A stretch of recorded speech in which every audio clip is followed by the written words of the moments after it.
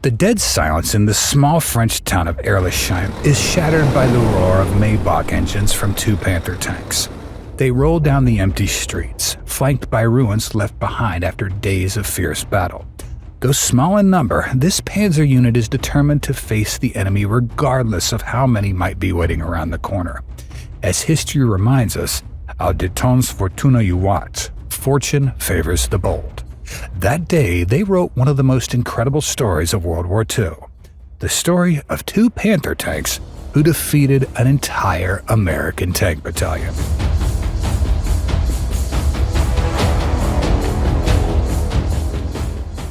The event took place during Operation Northwind, a German military offensive launched in January 1945. Lesser in scale and importance than the Ardennes offensive, Northwind was planned to relieve pressure on German troops in the Battle of the Bulge, especially after Hitler's plan hit a dead end. The operation began on New Year's Day with the assault of multiple divisions of German troops. They attacked through the Vosges Mountains, targeting the thinly spread American and French defenses. The Germans hoped to exploit weaknesses in the Allied lines and create a breakthrough that would force the Allies to divert troops from other fronts. One of the key objectives of Operation Northwind was the town of Strasbourg, a settlement that had significant strategic and symbolic importance. It was a town that the Germans and French had fought over for centuries. German forces aimed to encircle the town and cut off Allied supply lines. However, the Allies quickly responded to the German attack by reinforcing vulnerable positions. Yet the Germans did win some ground, and the Allies needed to eliminate that before they continued the offensive across the Rhine. Particularly dangerous for Allied positions was the bridgehead at Gamsheim in Alsace, France. In order to push the Germans out of it, American forces launched an attack on the town of Herrlisheim, holding the central position in the gap. The assault was to be led by Combat Command B of the 12th Armored Division. American commanders prepared the operation based on reports that largely underestimated the German strength. Among the troops holding the gap was the battle-hardened 10th SS Panzer Division. On January 8, 1945, American infantry units advanced alongside tanks toward the town but quickly encountered heavy artillery, mortar fire, and well-placed German anti-tank weapons. Bridges over the Zorn River had been destroyed, complicating movement and support for the tanks. The infantry fought house to house, clearing buildings while under sniper fire. The Germans used clever tactics, including infiltrating American positions and attacking with small teams equipped with hand grenades and Panzerfausts. Despite early gains, the attack stalled. German tanks and infantry started to press back against American advances. Communication between American units broke down, leaving commanders unsure of their troops' status. On January 9th, the Americans renewed their push, but progress was slow. The infantry clearing streets and houses was decimated by German ambushes. Once they encountered German tanks, they were forced to withdraw to defensive positions. A thick fog further complicated operations, making coordination practically impossible. By January 10th, the Americans were surrounded and cut off. German artillery bombarded their positions, and infiltrators burned buildings suspected of housing American troops. At night, American units held their positions only by firing at anything that moved. Dawn brought some relief when tanks crossed a newly completed bridge and joined the fight. However, they soon discovered the strength of the German defenses and were ordered to hold their positions. By January 11th, American commanders ordered a withdrawal. Under cover of darkness and artillery fire, troops retreated across the Zorn River. Herrlisheim remained in German hands. The failure to push the Germans from the town spurred the German command to believe that it wouldn't take much effort to break the American lines. Since such a scenario would be close to a disaster, the command of the U.S. 12th Army decided to renew their attacks on Herrlisheim. This time, they would do it from the south, through the Steinwald Forest near the village of Offendorf. The task was assigned to the 17th Armored Infantry Battalion, supported by the 43rd Tank Battalion. On January 17th, the U.S. Armored Infantry entered the town under fire. However, as in the previous case, the German resistance grew stiffer with each street corner. Once again, the infantry found themselves surrounded. By afternoon, the battalion was overrun by Germans and forced to withdraw from the town. The Allies failed to capture Herrlisheim for the second time in a row. The infantry withdrew to their initial positions, suffering heavy casualties. However, there was no trace of the 43rd Tank Battalion. Although they had entered the town as planned, not a single soldier or tank returned. The day before, the 43rd Tank Battalion had endured heavy losses at Offendorf, losing 12 tanks in combat. On January 17th, they joined the 17th Armored Infantry Battalion near Herrlisheim and embarked on a flanking mission to the east and north. There was constant radio contact between the units, but it ceased at 10 a.m. A message came at noon from the commanding officer reporting intense fighting as the battalion got engaged by German anti-tank fire. Subsequent radio messages were garbled. The last clear communication placed the battalion east of the town with a report that the battalion commander's tank had been destroyed. After that, there was nothing but silence.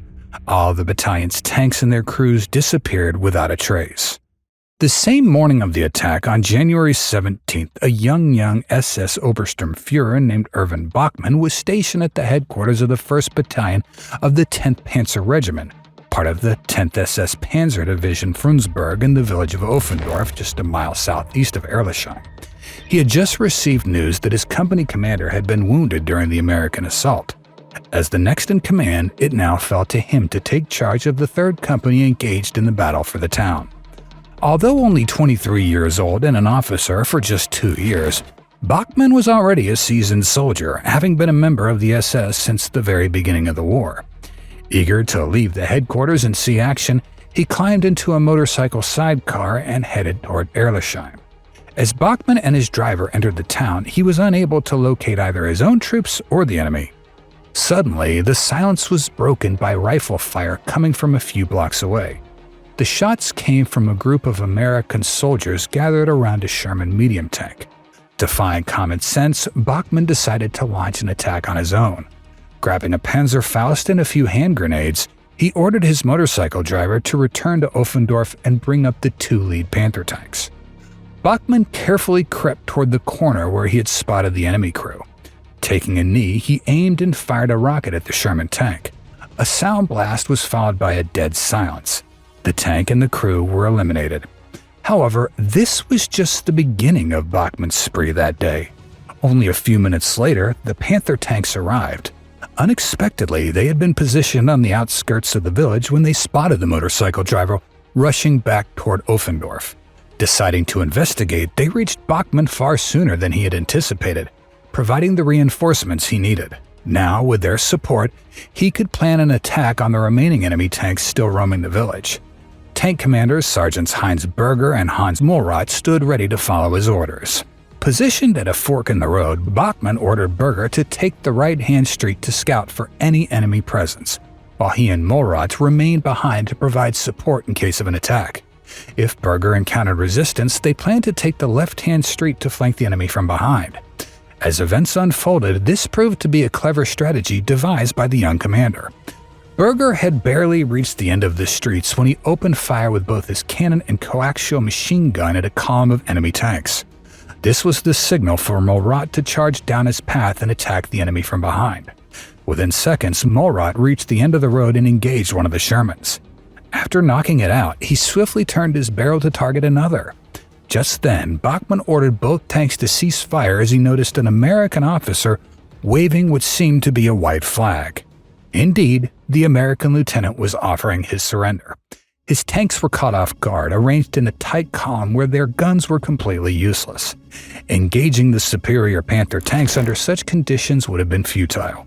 There were 6 Shermans in the column, excluding the one Mollrath had destroyed. All their crews laid down their weapons and raised their hands in surrender. But then, out of nowhere, crews of another 6 Shermans positioned in side yards of the houses on the opposite side of the street jumped out offering their surrender too. To make the surprise even greater, Bachmann discovered a group of German soldiers captured in earlier fighting. Completely unexpectedly, Bachmann now found himself in possession of 12 Sherman tanks and 60 prisoners.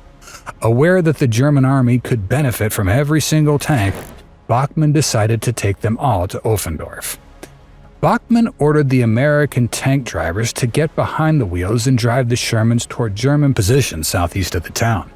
To ensure they wouldn't attempt to escape, he placed one armed German soldier in each tank to keep the driver under watch.